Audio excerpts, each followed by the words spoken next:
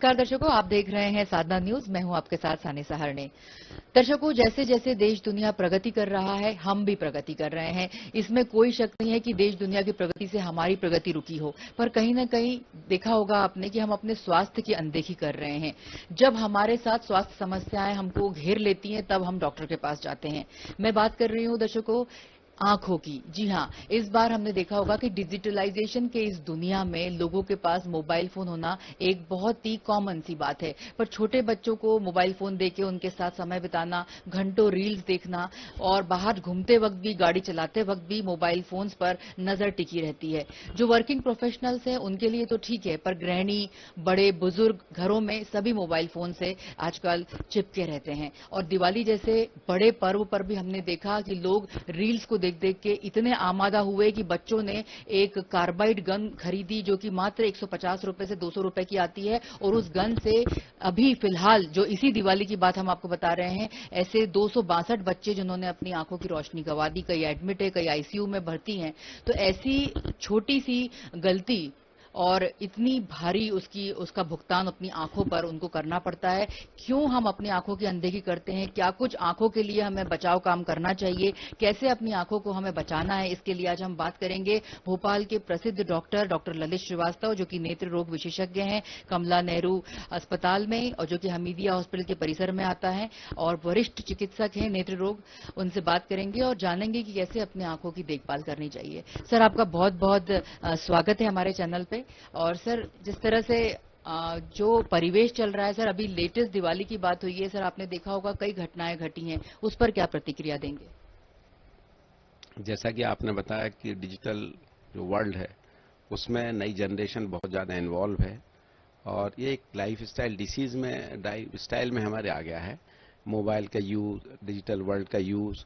और उसका कारण ये भी है कि आउटर वर्ल्ड में जो हमारे पहले जो एक्टिविटीज़ होती थी उनमें ना तो अब बाहर प्लेग्राउंड्स हैं, ना वैसे खुले मैदान हैं, ना वैसे मोहल्ले हैं। लोग एक जगह कंसोलिडेटेड हो गए हैं, सेग्रीगेट हो गए हैं और वो तो उनने अपनी दुनिया को, स्वयं को मोबाइल के साथ जोड़ लिया है। इससे आंखों को तो काफ़ी नुकसान होता ही है। इसमें जो ब्लू लाइट होती है, एकोमोडेशन का ज़्यादा यूज़ करते हैं, उसके कारण बच्चों को मायोपिया नामक एक रिफ्रैक्टिव एरर हो जाती है। आंखों में जलन होना, आंखें लाल होना, खुजली होना, इस टाइप की तकलीफें भी बच्चों को और हम सबों को होती हैं।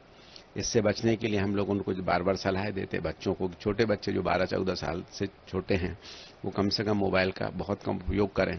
एकदम तो प्रतिबंधित उनको नहीं कर सकते, पर ये सलाह दे सकते हैं कि 24 घंटे में आधा घंटे के 2-3 बार से ज़्यादा का वो उपयोग ना करें। बड़ों को भी यही सलाह है कि वो मोबाइल का यूज़ कम करें, आवश्यकता पड़ने पे ही उसका उपयोग करें। एक्चुअली इसके अंदर जो ब्लू लाइट होती है तो उससे हमारे रेटिना की एक पिगमेंट्री एपिथेलियम करके एक लेयर होती है, वो थोड़ी सी नुकसान में चली जाती है। उसके कारण फिर हमारा रेजोल्यूशन पावर जो होता है, देखने की जो क्षमता है, बारीक चीज़ों को देखने की, कलर के डिस्क्रिमिनेशन की, उसको प्रभावित होने का अंदेशा बन जाता है। हाल ही में जो हमने देखा कि बच्चों ने कार्बाइड गन्स का उपयोग किया। एक्चुअली कार्बाइड वो पदार्थ है जिसके द्वारा कच्चे फलों को पकाने में उपयोग करते हैं, केमिकल है वो। दूसरा, गैस वेल्डिंग का सभी ने नाम सुना होगा। तो पहले क्या होता था, कार्बाइड और पानी में लाके एक सिलेंडर में गैस बना ली जाती थी और उससे फिर वेल्डिंग किया करते थे। वो भी कभी कभी दुर्घटना हम लोगों ने सुनी, आपने भी सुनी होंगी। उसमें भी काफी लोगों को क्षति हो जाती थी शरीर को, अगर वो सिलेंडर फट जाता था।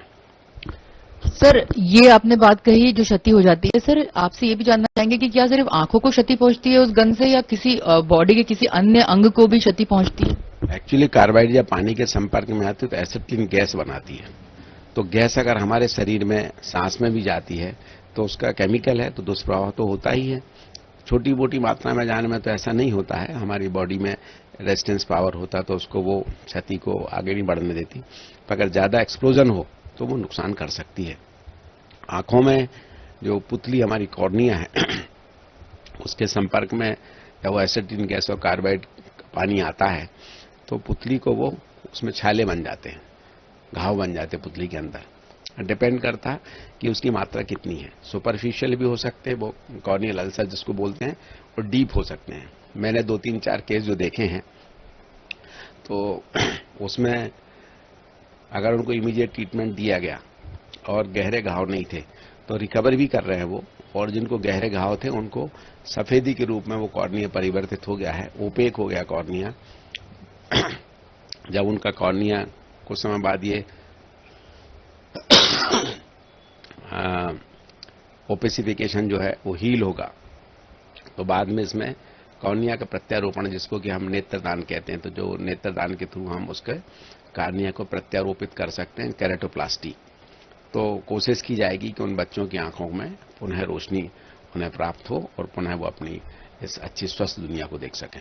सर बहुत अच्छी बात कही कि पर सर एक ये लंबा एक प्रक्रिया है, उन्हें वेट करना होगा, ताकि जैसे कि आपने बताया कि नेत्र प्रत्यारोपण उसकी प्रक्रिया काफी लंबी होती है, पहले हीलिंग होगी। दर्शकों को हम बताना चाहेंगे कि एक बहुत गंभीर समस्या जो अभी फिलहाल देखने को मिल रही है दीपावली के टाइम पे कार्बाइड गन से जिन बच्चों को नुकसान पहुंचा है उसके बारे में सर बता रहे हैं। सर एक समस्या ये भी है कि सर जैसे हमने आपसे पूछा कि डिजिटलाइजेशन, सर स्क्रीन कम नहीं हो रही है, चाहे आजकल अब होटल में भी जाते हैं तो माँ बाप बच्चों को फोन दे देते हैं और फिर खाना खाते हैं, दादी दादा भी आजकल खेलने की बजाय बातें करने की बजाय फोन देखते हैं। सर ये एक बहुत बड़ी समस्या है, इस कैसे आंखों में कितना नुकसान पहुंचता है। और सर डायबिटीज की जो रोगी हैं उनके लिए आप क्या कहेंगे आंखों को लेकर? डायबिटीज के रोगी जो होते हैं उनको तो वैसे डायबिटिक रेटिनोपैथी होती है। अगर उनकी डायबिटीज लंबे समय तक बनी हुई है और वो अनियंत्रित है, ब्लड शुगर नॉर्मल लेवल से ज्यादा है, उसमें फ्लक्चुएशंस हैं, तो आंख के पर्दे पर खून के धब्बे, एक्जुडेट्स आ जाते हैं और उसके कारण उनकी रोशनी प्रभावित होती है। ग्लाइकोमा के होने की संभावना भी डायबिटिक लोगों में ज्यादा होती है, मोतियाबिंद उनको जल्दी हो जाता है। तो डायबिटीज तो अपने आप में एक राजरोग कहलाता है। ये बीमारियां कभी क्योर नहीं होती, डायबिटीज, ब्लड प्रेशर इत्यादि, इनको नियंत्रित किया जा सकता है। तो उसमें लाइफ स्टाइल हमारी जो है वो नियमित होनी चाहिए, खान पान का हमें ध्यान रखना होता है, व्यायाम की जरूरत होती है, और सबसे बड़ी चीज जो मैंने देखा है, लोगों को मैं सलाह भी देता हूं कि they have to meditate. Meditation करने से हमारे अंदर पॉजिटिव हार्मोन्स, एंडोर्फिन इत्यादि सिक्रीट होते हैं जो कि हमारी बीमारियों को ठीक करते हैं, हमारे विचारों को पवित्र करते हैं। मतलब हम शरीर से, मन से, विचारों से, व्यवहारिकता में, समाज में और आध्यात्मिक रूप से स्वस्थ बनते हैं। तो ये जो हमारे प्रधानमंत्री माननीय मोदी जी ने जो ध्यान दिवस 21 दिसंबर का जो डिक्लेयर करा है अंतर्राष्ट्रीय, ये एक दिन का नहीं है। तो ध्यान को हमें समझना होगा, और सहज योग पद्धति एक बहुत अच्छी है ध्यान करने की, very scientific, very easy method, और किसी धर्म जाति से इसका कोई संबंध नहीं है। तो मैं आपके चैनल के मार्फत विनम्र निवेदन करूंगा अपने प्रदेश के नागरिकों से, बच्चों से, गृहिणियों से, माताओं बहनों से, कि सहज योग नाम का जो ध्यान है बहुत सिंपल है, बहुत साइंटिफिक है, उसको करें। उससे हमारी जो चेतना, इटर्नल पावर हमारा वो इंक्रीज होता है, पोटेंशिएट होता है। फिर हम किसी भी प्रकार से बीमारियों से भी बचते हैं, फिजिकली अच्छे रहते हैं, मेंटली अच्छे रहते हैं, सोशली अच्छे रहते हैं, स्पिरिचुअली अच्छे रहते हैं। आज की डेट में व्यक्ति मटेरियलिस्टिक वर्ल्ड में बहुत उलझ रहा है, और मटेरियलिस्टिक वर्ल्ड जो है ये अल्टीमेटली व्यक्ति को निराशा देता है। पर केवल आपके हमारे कहने से, ये प्रवचन देने से वो व्यक्ति में परिवर्तन नहीं आता। इसके लिए जरूरी है कि मेडिटेशन किया जाए। सर आपने बहुत अच्छी बात कही कि मटेरियलिस्टिक वर्ल्ड में लोग जी रहे हैं और अंततः वो निराशा देता है। ये आपने बहुत अच्छी बात कही सर, और जो बात आपने हमारे चैनल के माध्यम से बताई है वो भी निश्चित रूप से हमारे दर्शक सुन रहे हैं। सर आपसे ये भी जानना चाहेंगे कि सर अभी आपके जितना लंबा समय आपको अपने चिकित्सा वर्ल्ड में हुआ है, इसमें सर आपने ऐसे कौन से रोग देखे हैं जो पहले एक सर्टेन एज के बाद हुआ करते थे, 50-60 के बाद, जो अब जल्दी होते हैं? बहुत अच्छी बात आपने पूछी। हम लोग जब पढ़ते थे तो कैंसर कभी कभार देखने को हमें अस्पताल में मिलता था। हमारे प्रोफेसर्स कहते थे फला फला वार्ड में जाओ, वहां एक ऐसा ऐसा पेशेंट, उसको कैंसर है, पर उसको ज्यादा डिस्टर्ब नहीं करना, तुम लोग संभाल के उसको देखना। तो बहुत कम होता था, डायबिटीज भी बहुत थी, ब्लड प्रेशर भी बहुत कम था, मानसिक रोग भी काफी कम हुआ करते थे। अब ये सब इसके साथ साथ अब एक नई चीज और आई है, ऑटो इम्यून डिसऑर्डर्स। मतलब ऑटो इम्यून डिसऑर्डर्स वो ऐसी बीमारी होती कि हमारे शरीर के अंदर ही हमारी रोग प्रतिरोधात्मक शक्ति बढ़ने की जगह शरीर ही हमारा अंदर से दुश्मन बन जाता है, एंटी न्यूक्लियर एंटीबॉडीज बनने लगती हैं। तो इस टाइप के जो ऑटोइम्यून डिसऑर्डर्स हैं बड़े कम देखने को, सुनने को किताबों में हम लोग पढ़ते थे, बहुत रेयरली देखने को मिलते थे, अब वो काफी देखने को मिल रहे हैं। डायबिटीज जो है 16 से 18% हो गई है, ब्लड प्रेशर 20% करीब लोगों को होने लगा है। मानसिक चिकित्सक जो है वो तो ये कहते हैं कि समाज में अगर बहुत बारीकी से देखा जाए तो 40 से 50% लोग कहीं ना कहीं मानसिक तौर पर बीमार हैं, रोगी हैं। रोगी या बीमार तो नहीं कह, रोगी नहीं कह, पीड़ित हैं। उनका मतलब जो एप्टीट्यूड है, mental aptitude, there approach towards their self and towards the society is bit different from the normal. तो इन सब चीजों का कारण जो है, व्यक्ति अपने आप में बहुत आइसोलेटेड हो रहा है। वो केवल ऐसा उसको फील होता है कि पैसा बहुत महत्वपूर्ण चीज है। तो इन सब चीजों के कारण उसका ये हो रहा है कि वो तकलीफों में बढ़ता जा रहा है। फिजिकल एक्टिविटीज कम है, मिलना जुलना, मेल जोल कम हो गया लोगों का। अब आप आजकल देखिए कि लोगों का बाहर से ऑनलाइन खाने का सामान बुलाना, हर चीज ऑनलाइन कर दी। किचन का काम ही कम होता जा रहा है।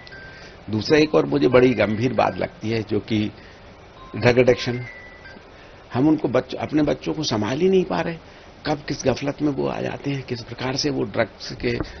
सर आपने कहा कि ड्रग्स की आदत आज के देश में, परिवेश में सर ड्रग्स की आदत बहुत ज्यादा हमने भी देखी है, और जैसा कि आपके पास तो पेशेंट्स भी आते हैं। सर बीमारियां जो नेत्र से संबंधित बीमारियां हैं बच्चों में भी बढ़ रही हैं। सर इसका मुख्य कारण क्या सिर्फ स्क्रीन है, क्या कुपोषण या खान पान में, या घर की परवरिश में, या स्कूल में कहीं ना कहीं किससे संबंधित सबसे ज्यादा नेत्र रोग क्यों हो रहे हैं? क्या सिर्फ उसको दोष स्क्रीन को देंगे हम? नहीं, नेत्र रोग में क्या है कि जैसे रिफ्रैक्टिव एरर है, मायोपिया वगैरह है, हाइपरोपिया वगैरह, ये तो पहले भी होते थे, इनका थोड़ा परसेंटेज बढ़ गया है। दूसरा, पहले आंख के डॉक्टर्स नहीं होते तो डिटेक्शन नहीं होता था। हमारे दादी नानी की जो दुनिया रहती थी वो 4-6 कमरे में ही रहती थी, बाहर देखने ही नहीं। तो वो कहते हमें जिंदगी भर चश्मा ही नहीं लगा, पर उनको चश्मे की उस समय जरूरत होती, पर टेस्टिंग ही नहीं होती थी, एक चीज।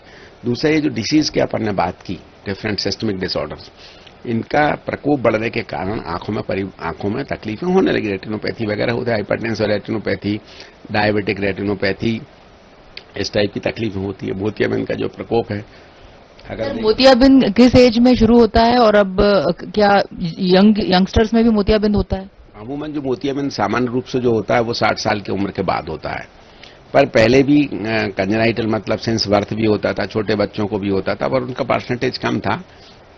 अब थोड़ा परसेंटेज ज्यादा बढ़ गया है। पर मोतियाबिंद से इसलिए कोई डरने की जरूरत नहीं होती कि बहुत सफल ऑपरेशन इसके हो जाते हैं, लेंस इम्प्लांट हो जाता है तो मरीज को पुनः अपनी रोशनी प्राप्त हो जाती है। सर बहुत अच्छी बात कही। सर ड्राई आईज आपने देखा होगा सर, बहुत ज्यादा कंप्लेंट्स है कि हमारी व्हाट इज ड्राई आईज, क्या होता है ड्राई आईज, और सर क्या इसका इलाज है? और अधिकतर जो कंप्यूटर पे काम करते हैं उनको ये समस्या हो रही है। बेसिकली डिजिटल वर्ल्ड में, जैसे आपने कंप्यूटर यूज का कहा, मोबाइल का यूज है, इसमें हम जो टकटकी लगा के पूरे लंबे समय तक बैठे रहते हैं, आंखों का झपकाना कम हो जाता है, एसी चल रहा है, ड्राइनेस, इन सब फैक्टर्स के कारण बढ़ जाती है। तो आंसू का जो सिक्रीशंस है, जो आंसू का परसेंटेज है बनने का, वो सप्रेस हो जाता है। तो उसके लिए जरूरी होती है कि हम कंप्यूटर पे जब काम करते हैं तो आंखों को झपकाना ज्यादा चाहिए, पामिंग करना चाहिए, बीच में रेस्ट करना चाहिए, और कुछ सिंपल सी लुब्रिकेटिंग आई ड्रॉप्स हैं, 4-5 घंटे में उनको डालें। विटामिन ए जैसे गाजर, पपीता, इस टाइप के ज्यादा उपयोग करें विटामिन ए का। पानी थोड़ा सा ज्यादा पिए। सिटिंग जो है अपनी लगातार 6-6 घंटे बैठे तो वो भी ठीक नहीं है, बीच बीच में रेस्ट किया करें, हल्का फुल्का फिजिकल एक्सरसाइज करें। तो इससे जो कंप्यूटर विजन सिंड्रोम नाम की तकलीफ है उससे बचा जा सकता है। सर ये बहुत अच्छी बात कही आपने कि इससे बचा भी जा सकता है। सर ये भी जानना चाहेंगे कि सर जो आजकल रंग बिरंगे चश्मे मार्केट में बिक रहे हैं, हर कहीं छोटी सी दुकान लगा के सड़कों पे भी चश्मे लोग खरीद लेते हैं और धूप से बचने के लिए वो चश्मे लगा लेते हैं। सर कितना क्या इफेक्ट पड़ता है उनका आंखों पर? क्वालिटी अच्छी होती नहीं है फिर भी लोग खरीदते हैं और लगाते हैं। ये सरकार को इस पर थोड़ा विचार करने चाहिए कि अनऑथराइज जो दुकान इस टाइप की होती हैं, और आंख इतना एक संवेदनशील अंग है कि उसमें किसी भी प्रकार के जो ऑथराइज्ड चीज नहीं है और जिनका नुकसान हो सकता है उनको प्रतिबंधित किया जाए। अगर चश्मा बच्चों को लगाना है तो पहले उनके आंख का जांच होनी चाहिए कि नजर उनकी ठीक है कि नहीं। हालांकि सरकार के विजन 2020 जो national programme of control of blindness, उसके तहत ये आवश्यक है कि हर 6 साल के बच्चे को स्कूल जाने से समय या स्कूल जाने से पूर्व उसकी नेत्र ज्योति का, उसके नेत्र जो विजन है उसको चेक किया जाना चाहिए। अगर वो उसमें कोई कमजोरी है, उसका नज़र कमजोर है, तो फिर हम उसको अकॉर्डिंगली ट्रीट करते हैं। और जहां तक सवाल है चश्मे लगाने का, तो चिकित्सक की सलाह के बिना चश्मे अनावश्यक जो बाजार में यहाँ छोटी मोटी दुकानों पर फुटपाथ पर रहते हैं उनका उपयोग नहीं करना चाहिए। और जो लोग कंप्यूटर और मोबाइल के यूज करते हैं उनको anti glare blue light filter वाले ग्लासेस भी आजकल साइंटिफिकली अवेलेबल हैं, उनका उपयोग करेंगे तो उससे उनका रेज का जो है ब्लू लाइट रेज वगैरह का उसका नुकसान कम होता है। सर एक आखिरी सवाल है कि सर लोग लेटे लेटे मोबाइल बहुत देखते हैं, आराम से खाना वगैरह हो गया, चाहे कोई भी हो घर में, बड़े बुजुर्ग सब लेटे लेटे जब फोन का एंगल इस तरह होता है तो आंखों पे डायरेक्ट रोशनी पड़ती है, वो कोई अवॉइड नहीं कर पाता, उससे कितना नुकसान होता है? प्रॉपर पोजीशन में बैठ के हमें स्टडी करना चाहिए, प्रॉपर पोजीशन में बैठ के ही हमें मोबाइल और कंप्यूटर का उपयोग करना चाहिए। अगर हम लेट के देखेंगे, प्रॉपर हमारा वर्टिब्रल कॉलम ठीक नहीं है तो वर्टिब्रल कॉलम की भी तकलीफें होंगी, गर्दन की तकलीफ भी होगी, सिरदर्द इत्यादि हो सकता है, स्ट्रेन पड़ता है। कमरे में लाइट का प्रॉपर इल्यूमिनेशन होना चाहिए, पूरा लाइट ऑफ करके कई बच्चे देखते रहते, वो भी गलत है। तो इन चीजों का ध्यान रखना बहुत जरूरी है। और आज की डेट में एक और चीज आपने देखी हो कि जो ये एलईडी लाइट का जो गाड़ियों का हेडलाइट है, ये इससे बहुत नुकसान हो रहा है। इससे नुकसान ये हो रहा है कि इतना जोर से हमारे रेटिना को वो स्टिमुलेट कर देता है कि फिर उसके बाद हमें बाजू का दिखता ही नहीं है। जो हमारी रॉड्स एंड कोन्स पिगमेंटरी एपिथेलियम जो हमारे आंख के अंदर है, वो उसमें रॉड्स एंड कोन्स या प्रोटीन्स होते हैं उसके अंदर, उनके वर्किंग के लिए वो गैप रहता है। जैसे कि हम धूप में रहते हैं, बचपन में हम खेलते थे तो एकदम घर के अंदर पानी पीने आ जाते तो घर में कुछ देर तक हमें कुछ नहीं दिखता था। So it is like that कि जब एलईडी लाइट खूब जोर से आपकी आंख पर पड़ेगी तो बाजू में आपको कुछ दिखेगा ही नहीं। सर ये तो ऑथोराइज्ड होती है या इसके ऊपर किसी ने रोशनी नहीं डाली इस बात पर? नहीं, इस पे हम लोगों ने चर्चा की है, हमारे केंद्र सरकार से भी हम लोगों ने आग्रह किया है कि इस पर पुनर्विचार किया जाए। और ये जो हेडलाइट एलईडी लाइट्स हैं ये हमारे देश के लिए ठीक नहीं है, उन देशों के लिए हैं जहाँ पे फॉग बहुत होता है, जो ठंडे देश होते हैं जहाँ दिन में भी सूरज नहीं निकलता, तो वहाँ की स्थिति में एलईडी लाइट उनको अप्रूव्ड होती है। हमारे देश में ऐसा नहीं होता, दिन में तो हमारे रोशनी बहुत अच्छी रहती है और रात को इसकी जरूरत नहीं है। रात में हेलोजन लाइट जो हमारी होती हैं येलो कलर वाली वो ठीक रहती है, इससे भी कई एक्सीडेंट्स होते हैं। इस पर विचार करने की बहुत जरूरत है। ड्रग्स पर, ड्रग एडिक्शन से हमें बच्चों को बचाना है, उनको हमारे भारतीय परंपरा और संस्कार के तहत जो हमारे संस्कार हैं उससे हमें उनको उनके अंदर रखना है। ये जो अनावश्यक लिव इन और ये सब है ये हमारे समाज के लिए ठीक नहीं है और एलईडी लाइट पे भी हम पुनर्विचार करना होगा। ये जानना चाहेंगे कि सर हर इलाज, हर बॉडी पार्ट के लिए एक एक्सरसाइज होती है, सर आंखों के लिए कोई विशेष एक्सरसाइज नहीं होती है, तो सर आंखों के लिए क्या एक्सरसाइज करते भी नहीं है लोग? अगर हम त्राटक की बात करें, योगा में किसी चीज की बात करें, तो सर क्या आंखों को सेफ कैसे रखें? आपने कहा खूब पानी पिए, विटामिन ए की चीजें लें, पर सर एक्सरसाइज की बात अगर हम करें तो क्या कुछ है आंखों के लिए? आंखों के लिए विशेष रूप से कोई ऐसी एक्सरसाइज की जरूरत नहीं होती। कभी कभी बच्चों को कन्वर्जन इनसफिशिएंसी करके तकलीफ होती है, जिसमें नजदीक के पढ़ने के समय उनको सिर दर्द होने लगता है, तो हम लोग उनको कन्वर्जेंस एक्सरसाइज करने की सलाह देते हैं। बहुत सिंपल तो होती है, वो हम लोग बता देते हैं। दूसरा, विटामिन ए का उपयोग करना, पानी थोड़ा ज्यादा पीना, ठंडे पानी से आंख को अपन कंप्यूटर वगैरह पे काम करते हैं तो उसको धो लेना चाहिए ताकि ड्राइनेस उनको कम महसूस हो। दूसरा, जो एसी वगैरह का उपयोग है उसके कारण ह्यूमिडिटी कम रहती है तो उससे हमें ड्राइनेस थोड़ी सी बढ़ जाती है, तकलीफ बढ़ जाती है, तो उससे बचने की जरूरी है कि एसी वगैरह में हम थोड़ा कम बैठें। अगर बैठते तो डायरेक्ट उसका वेंट जो है वो आंखों के ऊपर ना उसका असर आए। सर आप अध्यात्म से भी जुड़े हुए हैं, ये हमारा आखिरी सवाल आपसे कि आध्यात्मिक होने के नाते बीइंग आई सर्जन और साथ में अध्यात्म के प्रति रुझान, सर कितना उसका जुड़ाव देख रहे हैं? सर मेडिकल साइंस में मेडिटेशन और अध्यात्म ये सारी चीजें कितना फिट बैठती है? आध्यात्म बेसिकली बेटा ये मेडिटेशन जो है हमारे शरीर के दो पार्ट हैं, एक फिजिकल शरीर जो हम देख रहे हैं कि है, और एक हमारी इटर्नल पावर जिसको हम आत्मा बोलते हैं। हम अगर कोई भी काम करते, फॉर एग्जांपल हमने किसी चीज चोरी की कोई, तो हमें अंदर से पता चोरी क्यों, चोरी वर्ड जो हमें कैसे समझ में आया, गलत है ना चोरी करना, तो वो अंदर की इटर्नल पावर हमें बताती कि अरे तुमने चोरी करी, ये नहीं करना चाहिए। अब बात आती है कि अगर आपका मटेरियलिस्टिक जो शरीर है, ये ज्यादा भौतिक शरीर आपका ज्यादा डोमिनेट कर रहा है, तो आप उस चोरी को इग्नोर कर देंगे, और अगर आपका इटर्नल पावर स्ट्रांग होगी तो आप करेंगे नहीं उस काम को। कोई भी काम जो हमें इटर्नली अंदर से ये कहता है कि ये गलत है, वो इटर्नल पावर दिखाता हमें, इटर्नल पावर हमें बताता है।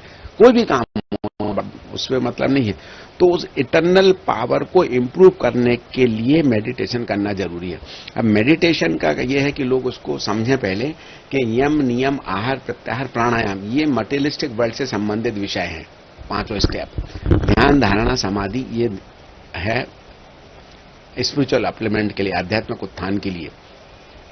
जनरली हम जब अपने उस कंडीशंस में रहते हैं तो हमारे अंदर स्ट्रेस रहता है, स्ट्रेस के कारण हमारे अंदर एड्रेनालिन और कार्टिजोल करके हार्मोन सीक्रेट होते हैं, वो हमें बीमार करते हैं, वो द्वेलित करते हैं, अहंकार में डालते हैं, क्रोध में डालते हैं, डोमिनेशन में डालते हैं, मैं करके अहंकार बढ़ता है उनका।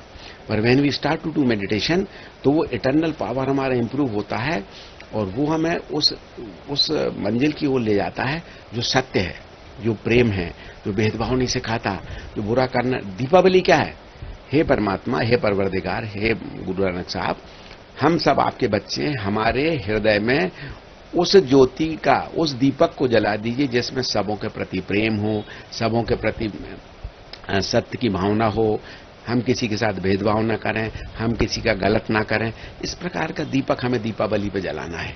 तो आध्यात्मिक उन्नति में वो दीपक जब जलने लगता है तो हमारा इटर्नल पावर जब स्ट्रांग हो जाता है, तो फिर मटेरियलिस्टिक वर्ल्ड की चीजों में हम इन्वॉल्व तो रहते हैं उतने ही जितना कि समुद्र में रहने वाली मछली को पानी की जरूरत है। पूरा समुद्र नहीं पीती वो, हम तो पूरा समुद्र पीने की कोशिश करते हैं। सब कुछ मुझे चाहिए, मैडम को कुछ ना मिले, भैया को कुछ ना मिले, ये गलत है। जब हम आध्यात्मिक राह पे होते हैं और ट्रूली हम स्पिरिचुअल पावर को महसूस करने लगते हैं, तो हमारे अंदर वो संतुलन आ जाता है कि हमें एक मकान की जरूरत है, एक गाड़ी की जरूरत है, 4 जोड़ी कपड़े, 2 टाइम का अच्छा खाना, घर में शांति, बच्चों का उत्थान, मोहल्ले वाले हमारे साथी अच्छे रहें, परिवार के लोग अच्छे रहें, हमारे देश के लोग अच्छे रहें, सबका परमात्मा ईश्वर निर्गुण निराकार शक्ति है, वो सबका भला करे। तो ध्यान करते करते ये चीज अंदर से आपकी व्यवस्थित और मजबूत होने लगती है। फिर आदमी नहीं दिखता। अटल बिहारी वाजपेयी, हमारे पूर्व राष्ट्रपति अब्दुल कलाम साहब, विवेकानंद, कई ऐसे चिकित्सक, कई पत्रकार, कई डॉक्टर्स ऐसे होते हैं जिनके नाम हम नहीं जानते, पर they are spiritually very high, their thinking is very supreme, very impartial. हमारे एक प्रोफेसर थे, वो हम और उनके बेटे दोनों साथ पढ़ते थे। उन्होंने मुझे ज्यादा नंबर दिए, अपने बेटे को थोड़े कम दिए, और ये कहा कि नहीं, ललित ज्यादा होशियार है मेरे बेटे से। तो ऐसे व्यक्तित्व जो हैं स्पिरिचुअली बहुत गहराई में रहते हैं लोग, तभी ऐसा निर्णय ले पाते हैं। मेरा निवेदन है कि सब लोग सहयोग, एक बहुत सिंपल पद्धति उसके यूट्यूब में देख के उसका ध्यान करें और अपने जीवन को आनंद में, सुखी, समृद्ध और स्वस्थ बनाएं। सर, बहुत बहुत धन्यवाद हमसे जुड़ने के लिए और तमाम महत्वपूर्ण जानकारियां हमसे साझा करने के लिए, हमारे दर्शकों के साथ साझा करने के लिए बहुत बहुत धन्यवाद। दर्शकों, जैसे कि आपने जाना कि भोपाल के सुप्रसिद्ध नेत्र रोग विशेषज्ञ डॉक्टर ललित श्रीवास्तव जी ने कहा कि अध्यात्म को अपने जीवन में उतारें और जो आपका जीवन का जो लाइफस्टाइल है उसमें मैं को ज्यादा महत्व न दें। आजकल की आपाधापी की दुनिया में लोग अपने स्वास्थ्य की अनदेखी कर रहे हैं, लोग अपने स्वास्थ्य के साथ खिलवाड़ कर रहे हैं, ऑनलाइन फूड ऑर्डर करते हैं, घर पे बनाते नहीं हैं, बाहर खाते हैं, मोबाइल स्क्रीन पर ज्यादा समय बिताते हैं, अपने बच्चों की भी अनदेखी करते हैं और अपनी स्वास्थ्य के साथ अनदेखी करते हैं। साथ में अगर हमने बात करी नेत्र रोग विशेषज्ञ से, तो आंखों का ध्यान सबसे ज्यादा आपको रखना चाहिए, क्योंकि सबसे ज्यादा अनदेखी हम आंखों की करते हैं। नंबर बढ़ जाता है तो चश्मा लगा लेते हैं, और यदि कुछ ज्यादा प्रॉब्लम होती है तो हम डॉक्टर के पास जाके उसका समाधान ढूंढते हैं, पर हम स्क्रीन टाइम कम नहीं करते हैं। तो हम आपसे डॉक्टर ललित श्रीवास्तव के माध्यम से, हमारे चैनल के माध्यम से यही कहेंगे कि अपने आंखों की जांच, नियमित जांच समय समय पर करवाते रहें। स्क्रीन टाइम जितना जरूरत हो उतना ही करें। अपने बच्चों को भी मोबाइल से दूरी बनाए रखने के लिए कहें। रहें, साथ में जैसा कि सर ने कहा कि अध्यात्म को, ध्यान को, मेडिटेशन को अपने जीवन में उतारें। तो फिलहाल इतना ही। अगले किसी कार्यक्रम में एक विशेषज्ञ के साथ फिर जुड़ेंगे। तब तक के लिए दीजिए इजाजत। नमस्कार।